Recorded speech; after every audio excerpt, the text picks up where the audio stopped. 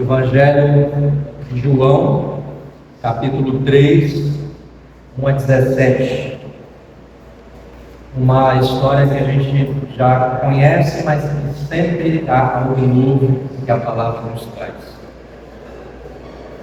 Então, assim diz a palavra do Senhor. Havia um fariseu chamado Nicodemos, que era líder dos judeus. Uma noite ele foi visitar Jesus e disse: Rabi, nós sabemos que o Senhor é o mestre que Deus enviou, pois ninguém pode fazer esses milagres se Deus não estiver com ele. Jesus respondeu: Eu afirmo ao Senhor que isto é verdade. Ninguém pode ver o reino de Deus se não nascer de novo. Nicodemos perguntou: Como é que um homem velho pode nascer de novo? Será que ele pode voltar para a barriga da sua mãe e nascer outra vez? Jesus disse: Eu afirmo ao Senhor que isto é verdade. Ninguém pode entrar no reino de Deus se não nascer da água e do Espírito. Quem nasce de pais humanos é um ser de natureza humana. Quem nasce do Espírito é um ser de natureza espiritual. Por isso não fique admirado, porque eu disse que todos vocês precisam nascer de novo. O vento sopra onde quer, e ouve-se o barulho que ele faz, mas não se sabe de onde ele vem nem para onde vai. A mesma coisa acontece com todos os que nascem do Espírito. Como pode ser isso? Perguntou Nicodemos. Jesus respondeu: O Senhor é professor do povo de Israel e não entende isso? Pois eu afirmo ao Senhor que isto é verdade. Nós falamos daquilo que sabemos e contamos o que temos visto, mas vocês querem aceitar a nossa mensagem. Vocês não querem aceitar a nossa mensagem. Se vocês não creem quando falo das coisas deste mundo, como vão crer se eu falar das coisas do céu?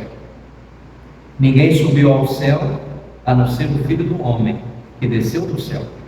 Assim como Moisés no deserto levantou a cobra de bronze numa estaca, assim também o Filho do Homem tem de ser levantado, para que todos os que crerem nele tenham a vida eterna. Porque Deus amou o mundo tanto que deu o seu único Filho, para que todo aquele que nele crê não morra, mas tenha a vida eterna. Pois Deus mandou o seu Filho para salvar o mundo e não para julgá-lo. Amém. A igreja pode se sentar.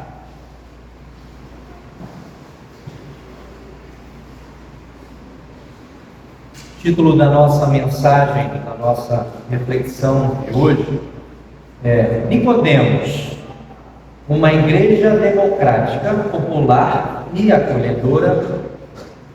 E trazemos também aí o apoio do Salmo 121. Deus está sempre alerta e não deixará que você caia. Não perca o sono, pois o Senhor Deus nunca dorme, nem cochila. Ele o guardará quando você for e quando voltar, agora e sempre. Então esse é o nosso título e o apoio que nós temos para a mensagem de hoje. E por isso, que a graça de Deus nos acompanhe para que possamos de fato compreender a mensagem e torná-la prática em nossas vidas. Então nós lemos o Evangelho de João 3, 1 a 17, e a gente precisa saber o contexto dele, onde ele está situado, quais são as influências, porque senão o texto não vai fazer sentido para a gente. Ele está situado no contexto da Palestina helenizada. E o que é Palestina helenizada? É um lugar que recebeu forte influência grega, helênica, aquele povo de Atenas. Então, é um lugar helenizado. Cultura com forte influência grega. Mas temos outras camadas para a gente analisar que são importantes saber. A outra camada acima dessa, que corresponde ao domínio romano, que impõe um sistema imperial cuja participação política é privilégio de poucos, isto é, apenas são cidadãos quem é romano, ou considerado cidadão romano.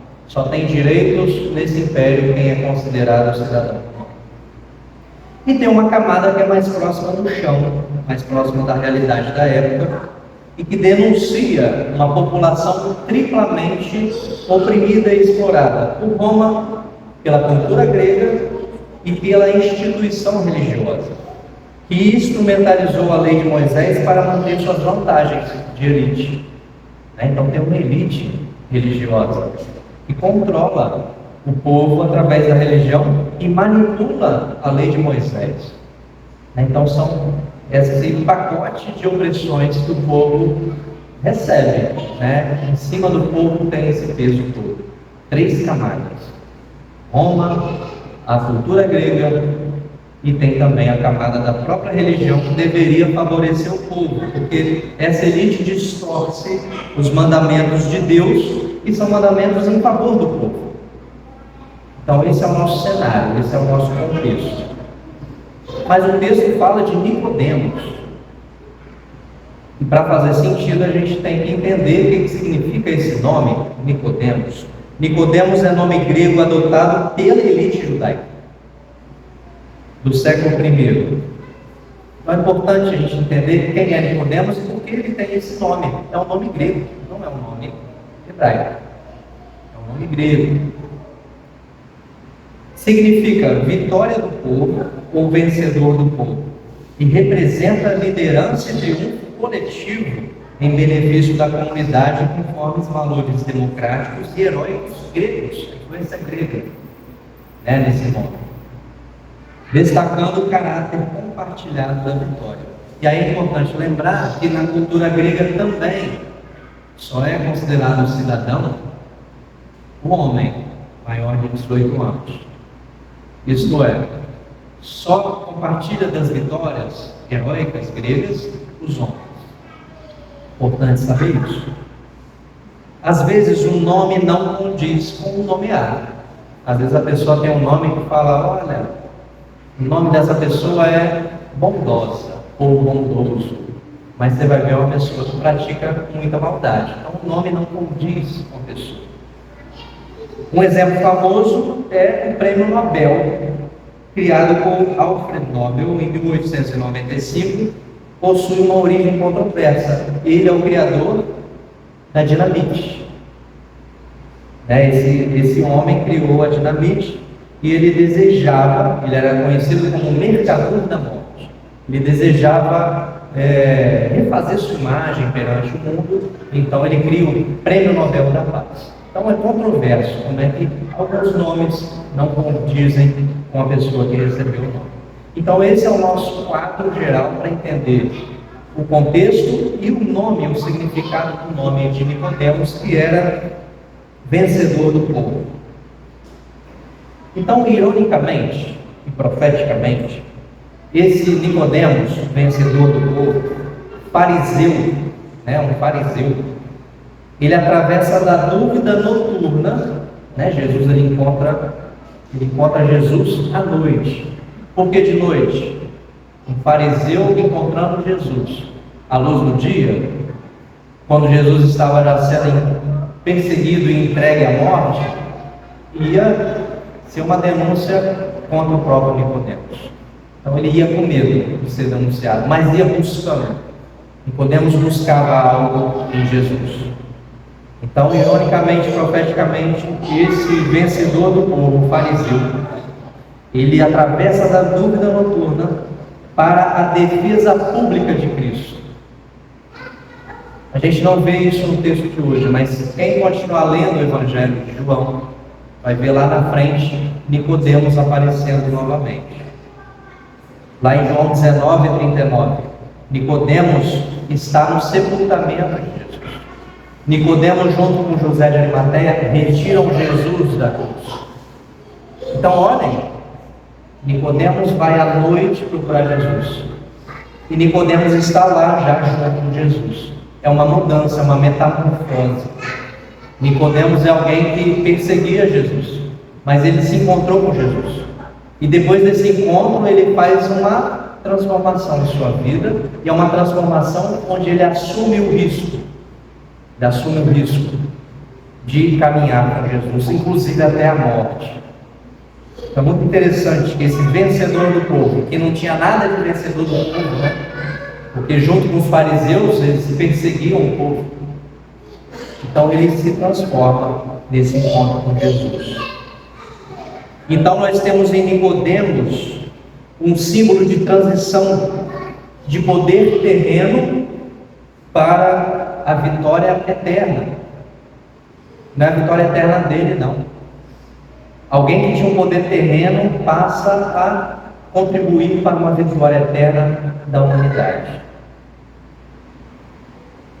Mas a transição indiscutível é do poder institucional para o poder popular comunitário. Nicodemos representa um grupo de fariseus que tinha um poder institucional, aquela camada que oprime o povo, da elite. É esse o poder dele. Nicodemos está no processo de se esvaziar desse poder. Então Nicodemos, lá adiante, quando ele está junto com Jesus, no seu sepulcro, ele já está revivendo um novo ser. Já é alguém que nasceu de novo. Ele já está representando uma comunidade e não uma instituição. Porque o líder religioso que oprime está dentro de uma instituição que o protege. É o templo ainda não destruído. É o templo que protege a aprisionadores. É o templo que protege as elites. Então esse templo destruído, aqui também Nicodemos, destruído, renasce numa comunidade. Um poder que se esvazia à medida que Nicodemos compreende o nascer de novo da água e do Espírito. O significado de seu nome estava em forte oposição com o farisaísmo. Agora, depois do encontro com Jesus, o significado de seu nome, ao invés de ser contra o povo, agora faz sentido, porque ele se torna um salvador do povo, um vencedor do povo. E agora ele vira oposição ao próprio partido dos fariseus. Nicodemos honra seu nome ao assumir-se servo comprometido com o reino, participando da vida, morte e ressurreição de Jesus. Então aqui já nós temos um convite, que na liturgia nós também já cancelamos. Ser como Nicodemos. Nas nossas dúvidas noturnas, quando a gente também persegue os outros, quando a gente quer que regras que fazem mal continuem fazendo mal, quando a gente permite que as leis que nosso país tem, que oprimem, continuem oprimindo. Essa é a nossa dúvida noturna. Esse é quando a gente também se vê como Nicodemos, defendendo instituições. E agora o convite é para que a gente participe do projeto do reino. Após Nicodemos, nós temos outro fariseu extremista. Vocês se lembram quem era esse outro fariseu extremista que se encontra com Jesus? Paulo cursa a mesma jornada que levou tempo para principalmente ser aceito como um público defensor da mensagem da cruz. Assim como Nicodemos, Paulo igualmente fariseu perseguidor, que queria cumprir a lei. Muito parecida a história deles, muito parecida. Um fariseu perseguidor do Evangelho. Então, depois de um tempo, Paulo também se transforma, uma metamorfose. E Paulo agora defende publicamente, à luz do dia, a mensagem da cruz. Antes era Saulo, que é o mesmo que Saul, aquele que foi sucedido por Davi. O significado de Saul é desejado, mas um Saul, que a gente se lembra bem, desejo corrompido, um desejo distorcido em perseguição.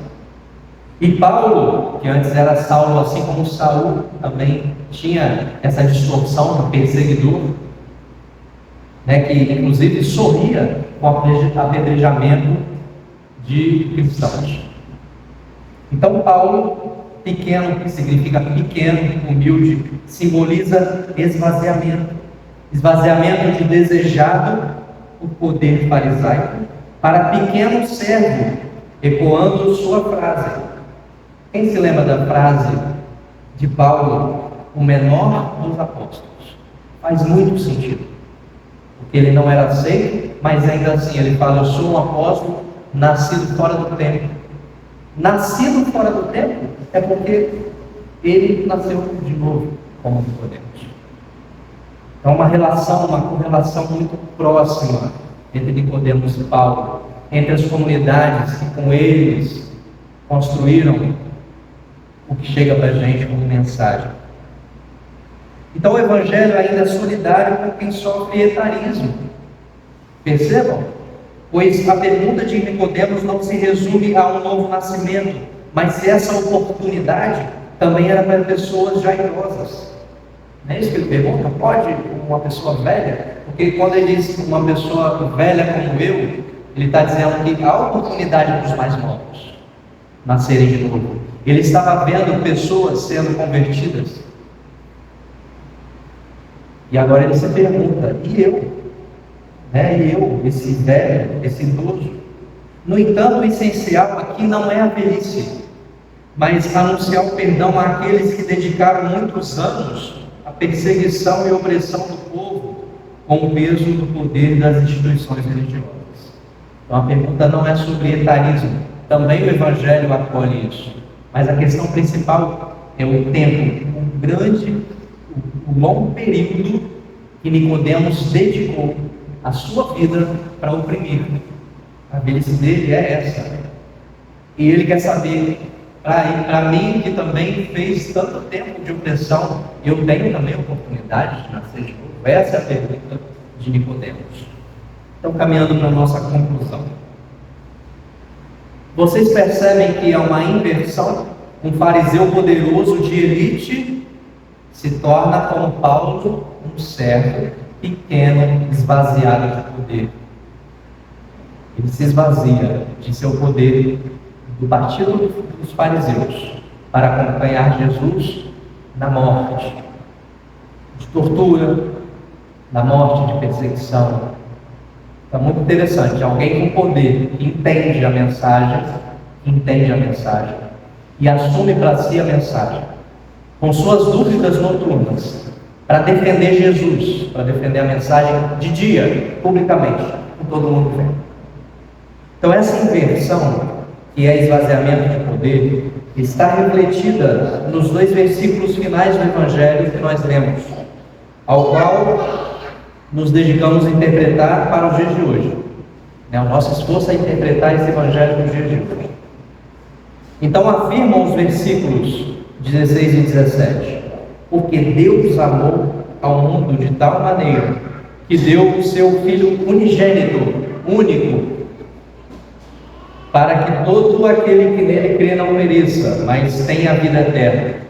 Porquanto Deus enviou o seu Filho ao mundo, não para que julgasse o mundo, mas para que o mundo fosse salvo por ele. Esses 2 versículos, eles encerram nessa perícope, não para abrilhantar, mas para fazer sentido. Essa transformação de Nicodemos só faz sentido com esses 2 versículos. Por quê? Deus. Quem é Deus? Deus é o poder máximo que existe. Não há poder maior que Deus. Deus, o poder máximo do universo, esvaziou-se de todo o seu poder, se fazendo não uma filha mulher.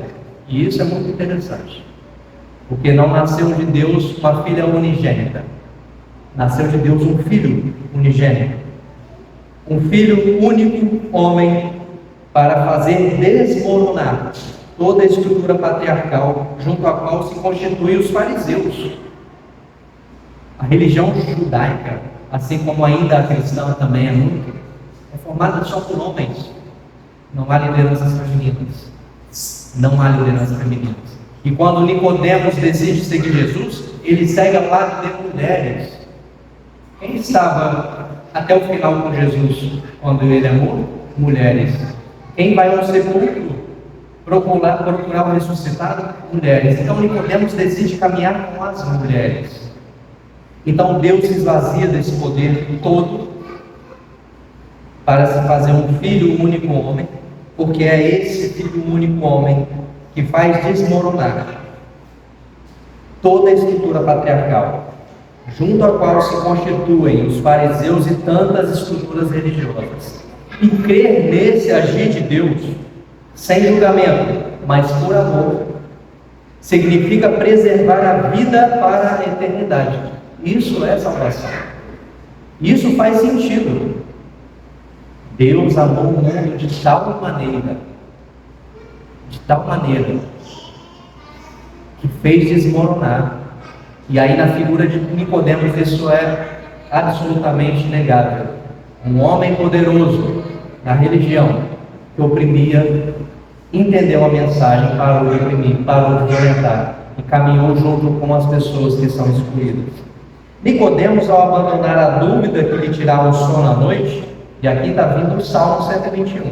Nicodemos, ao abandonar a dúvida que lhe tirava o sono à noite, lutou pela preservação da vida à luz do dia, o que confirma que ele nasceu de novo.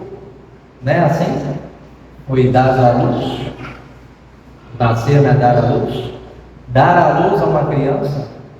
Então nasce Nicodemos como uma criança no reino de Deus. Agora ele nasce da água e do Espírito. E esta foi a quaresma de Nicodemos, seu deserto. Então faz sentido esse texto na quaresma. Olha que interessante.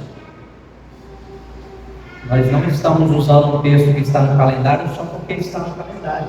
Porque é um texto quaresmal, é um texto de deserto, é um texto que nos faz refletir, que nos faz olhar para a nossa caminhada, que faz olhar para o nosso poder e acusa a gente do nosso poder opressor. Então Nicodemos, ele faz a sua quaresma no seu deserto, lugar de ouvir a palavra de Deus. Deserto é, no hebraico, significa, a palavra deserto no hebraico significa lugar de ouvir a palavra de Deus, a mensagem de Deus. Mas também sua caminhada de libertação e de serviço público profético para o reino da humanidade. Traduzindo para a nossa situação hoje, quais são os nossos desertos pessoais em relação ao poder que nós temos, as dúvidas que nós temos, e quais são os nossos desertos comunitários? Enquanto igreja, uma instituição constituída, ela também oprime. Será que essa igreja oprime? Precisamos saber isso. Será que essa igreja ela é opressora de seus membros ou de pessoas que estão na rua? Precisamos saber isso, porque nós temos que fazer como Nicodemos. Porque se nós estivermos sendo farisaicos, nós precisamos nos esvaziar para encontrar Jesus nesse esvaziamento e estar com Ele no caminho para a cruz. Então, enquanto a nós estamos dispostas e dispostos a viver a quaresma, entregando nossas vidas nas mãos de Deus, Pai e Mãe, para dedicar esse dom da vida na luta pela restauração da humanidade, dos habitantes do nosso planeta, o objetivo da salvação é restaurar a nossa humanidade. A nossa humanidade. Nós terminamos novamente com o Salmo 121 dessa forma: Deus está sempre alerta e não deixará que você caia. Não perca o sono, pois o Senhor Deus nunca dorme nem cochila. Não nos abandona, Ele nunca dorme nem cochila. Ele aguardará, Ele o guardará quando você for e quando você voltar, agora e sempre. Amém.